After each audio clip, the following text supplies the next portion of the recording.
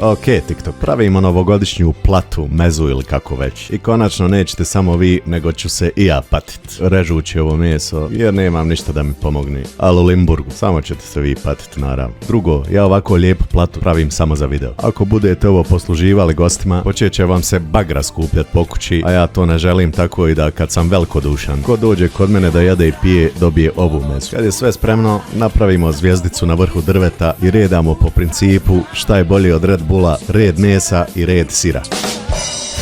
Dobro, redamo dalje i naravno da sam izrezao premalo mesa, uklopit ćemo nekako. Svakako je najbitnije ovdje uz meso servirat dovoljno kajmaka ili za one modernije dovoljno majoneze i naravno hljeba. Sušeni but reprezentira deblo, a ova rukola travu i malo zeleniša po drvetu. Estetika, neću je ni pojesti. I krastavci mogu biti tu neki korov. Dodatni prostor popunimo pecivom i kad je sve to složeno, vrijeme je da ja malo pomezeti mi tako pomezeti malo rakije, malo mesa, janjetine. I baš nam je lijepo.